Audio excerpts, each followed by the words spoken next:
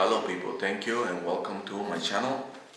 My name is Eric and I'm sharing uh, experiences with the living God and things I learned walking with Him. Today I'm going to share about bad experiences I had with evangelism or yes. Well, this man invited me to go to Michoacan, Mexico. And I want to share things that I learned that I shouldn't, that I thought that were wrong, and I'm prepared. Uh, okay, before I share this, I want to tell you a story that happened to me before that, really fast. So I met this man at the healing rooms of Ventura, California. These healing rooms is a place where they pray for anyone. Even if witches come there, they pray for them. New Age people, they pray for them. They pray for anyone. So as I started going to this place, I was being attacked by people from Satan, the enemy, and no one believed me. No one believed me.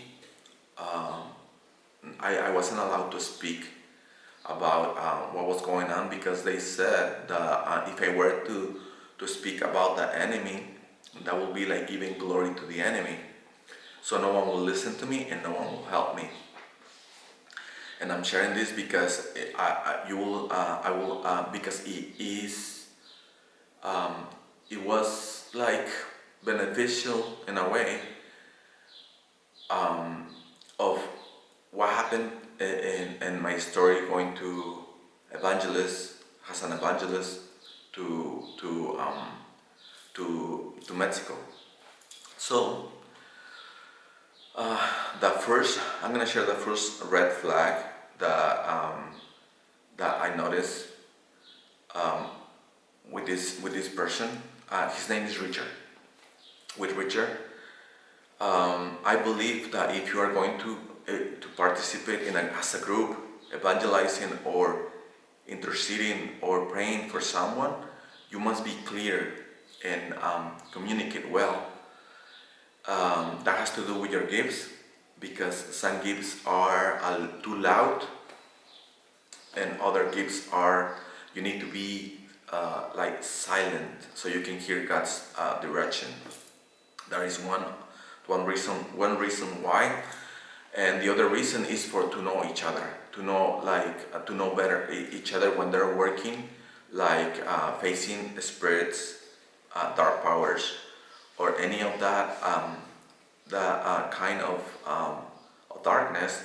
You must know how your partner, how he works, how he or she operates, so you don't get confused or you guys don't get into an argument. Also, you must know who is going to be leading that moment. It could be anyone, because God can give something to someone that has experience in the area, or many reasons why. Okay, so the first red flag is when we come before the trip. I come into meeting them, and I was late, so I came in like a rush, and I said, okay, look, these are my gifts, this is how I work. And Richard Bogich looked at me and he said, I have one boss, and he pointed up. That was a really obvious red flag that I should say, okay, we're not going, I'm not going, I shouldn't go. Why? Well, when you get into these situations and you get to face dark powers, these dark powers sometimes you can get hurt physically, mentally, or emotionally too. So you need to have a good partner, that you guys have good communication. That was my first red flag. So I'm gonna go straight to the point, and what happened that I think it was very wrong. So We were praying for people. People were getting healed. I prayed for everyone that I prayed for got healed except for one. This one, the problem was she had a doll, a little toy. But I explained to her, you have a doll in your house, you must get it out of your house. And she told me this, I have hundreds. I go, well, you need to get the doll out. That one, I pray for her, and the thing, she will get healed, but then it will come back to her because she still have possession of the doll. That one, she didn't get healed. Then there was another lady. She said, hey, will you please come to my house? I make a mistake. I light a black candle. And I said, I thought, I'm gonna prove this lady. I said, you must wait until we finish. If you wait, we'll go to your house. So we went to her house. She waited for 2 hours. 2 hours, she waited for 2 hours. Some people don't wait for 1 minute. But this lady waited for 2 hours. That's how bad she wanted to get these fits and you know. So the second red flag or mistake that this guy Richard make is like, we come, there was a dark presence on the backyard of the house. So when I face something, the first thing I do is discern what it is and how strong it is. What's the rank of this thing that I'm facing? So I'm trying to. First mistake is that Richard did not communicate with me. Second is like he didn't say okay. He didn't say anything. All I saw was that this guy started like rebuking this force, and I was like, oh, we're in it already. Okay, what do we do? Okay, good. So I'm discerning that this thing is backing up. So I noticed that he got it. I don't have to help him. He's good. But at the same second, I'm sensing there is a second present, a second demon. These are not small demons. These are, I don't know if I should call them demons, but these are it's not a demon. It's something darker. Imagine like I don't know, but it's something darker. Okay, so I'm sensing there is a second creature in another area of the house that I don't know this area, I don't know the house. So the Lord helped me to discern well. So I follow what the Lord told me. I walk straight into this, it was like a little kitchen. Sorry. It was like a little kitchen, and then right away I sense and I see this creature in front of me. And there was no time for anything because Richard rushed into facing this entity, this thing. So all I can do is like, I was already in it, you know. I was in. So all I can do is tell this thing to get up and leave now. So I tell this thing to leave. It took me 3-4 must leave now times, 3-4 times, and he left. But the problem here is that this guy Richard did not communicate with me. That's wrong. When you're working with someone, you must stop first, communicate. Because in case one of those, to see how we're going to tackle this situation and deal with it and finish it. Or do we need to fast and pray, or what do we need to do? We need to come up with a plan. Maybe it was easy like it was this time and no problem. But now let me share a second situation where it was a little more complicated for Richard. Before I share the second event that happened, I want to tell you that this is not to judge anyone. This is for learning purposes only, just to learn, not to judge anyone, because this can happen to anyone. This could happen to me. This could happen to anyone that is on the field of fighting against the spiritual forces of darkness. This could happen to anyone. So this is not to judge this man. He was doing what he knew how to do. Uh, well, okay, so this is what I heard, that there was a woman. She was used to do some kind of uh, dark miracles or something there. She will make the clouds to rain when it wasn't time to rain, things like that. So I heard that they want us to go to her house, and I'm like, oh, that's not. I'm thinking, I don't think it's a good idea. Why? When you go to a person that is spiritual in the opposite area, she probably did many assignments and works there,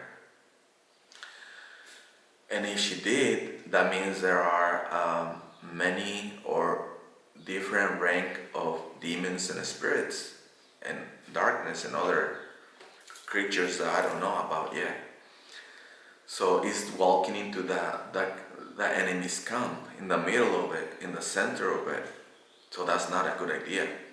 If I were to choose again, I will not go there.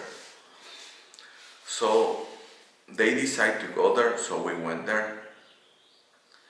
As soon as I got there, I choose not to open spiritually, not to start discerning. Because as soon as you engage into that and you open spiritually and start discerning, is when you connect with the spirit realm in that area, in the house. And when that happens, whatever is guarding the doors, windows, and that place, it will come against you, because you are an enemy to them. So I look around and I ask, the only thing I can do here is just kind of bring some kind of light into the place, and that's it. But I'm not gonna pray, I'm not gonna do anything else. So I asked the lady, give me some water, and she gave me some water. So I start spreading the water all over the house.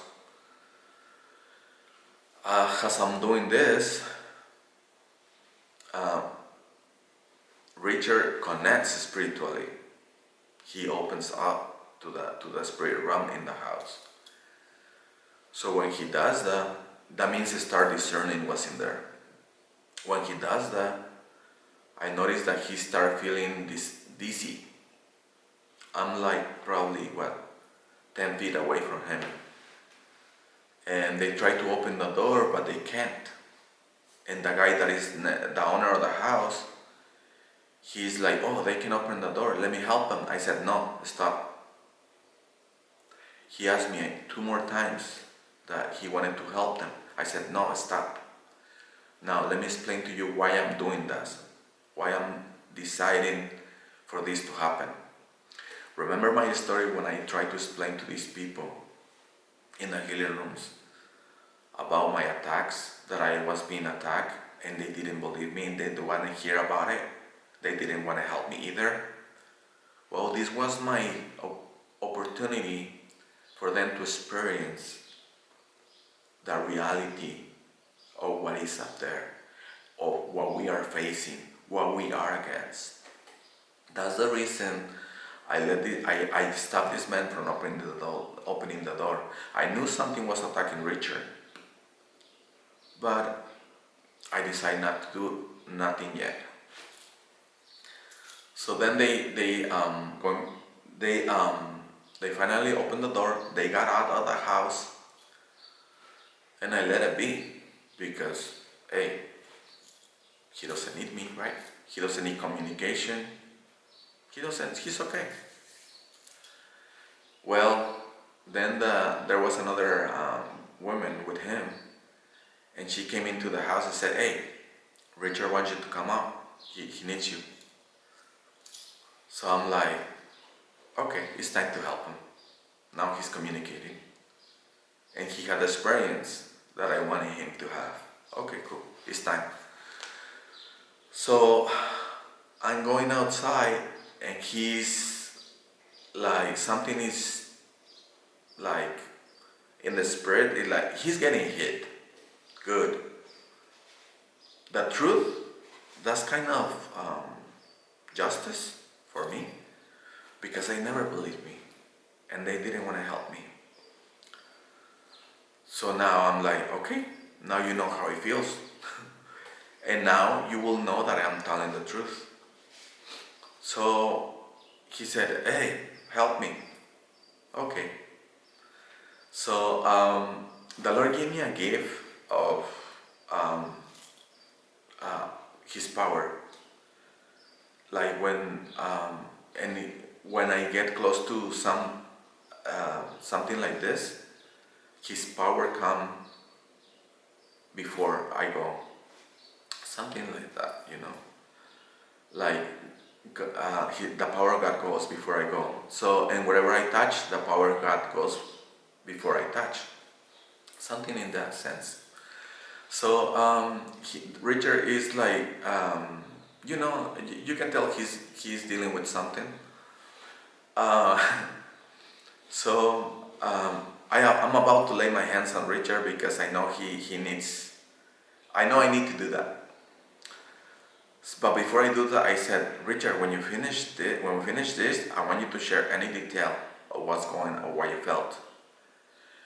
But the other lady, that she wasn't trained for this, and she was more in the flesh than the spirit, she's like, we're not gonna talk about this again ever. Why are you yelling and talking to me like that? That's not respectful. That's not godly. Who do you think you are, woman? That's wrong. So she humiliated me a little there. I let it go. So I'm about to pray for Richard, and I'm about to lay my hands on him, on his shoulders. When I am about to lay my hands on him, that thing pushed him to the ground, like poof, on the ground. And I'm trying to see how I can help him besides putting my hands on him, laying my hands on him. And I'm looking for this demon, spirit, darkness, or sometimes I see a little dolls, a little thing like this, and I can't see nothing. I can't see anything in the spirit or in the physical. And then Richard said something like, oh, here he comes again, here he comes again. And I can see the expression on his face that if it hurt him. So as I'm seeing this, I know that I'm not dealing with a demon. I know I'm not dealing with the spirit. I know I'm not dealing with darkness. I'm dealing with an evil power. Power has no form. Power is power. You just feel it. Either in this case, power from the enemy. I haven't faced it personally, but power from God, I know how it feels. You cannot see it on someone's. You just know when they talk or when they pray, you just know they have power. The power of God, of course. So Richard is on the ground, and I notice that there is power, and I'm thinking, okay, if the thing comes again, what am I going to do? I'm gonna have to face him like straightforward. Is what I'm thinking, but thanks to God, I didn't have to do this. I don't have to deal with this because, I don't want to feel pain, and I don't like to go into war against spiritual forces of darkness because it's painful. I try to avoid it. The truth is the truth. Now, I'm gonna share one more really red flag that it was very disappointed. I feel betrayed. I'm gonna share two. The second one is like they invite us to go to a volcano, and on this volcano, the volcano is not active. There is water inside the volcano, and people go there. They camp and they have picnics and all the camping and stuff. You can also camp there. But I didn't know that they also do ceremonies, and I believe of any kind of ceremonies. I didn't know that. So we got to that volcano, and the as I go underground, there is like a tunnel, and we walk underground, and we come to the other side of the volcano, inside the volcano. But when I crossed, something got attached to my head. It was a spirit, and it gave me terrible headache. And I didn't know what it was, because it knocked me on the head. It hit me on the head. And if you can use your brain properly, it's hard to discern. It's hard to defend yourself. So as the day goes by, they had their picnic. We left, and they knew I have a headache, but they didn't offer themselves to pray for me. So I need to get some anointing from somewhere. So I asked them, hey, can you please ask your intercessors to pray for me? I need, just for a while, I need to heal myself.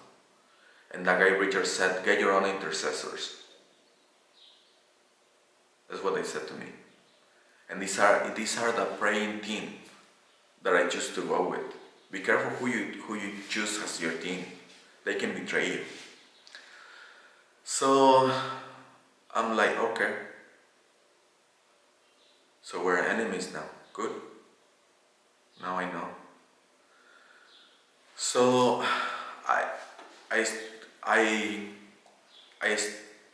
keep on dealing with this headache for another day, and it went away. But I knew it was an attack. It was a spirit that it got attached to my brain,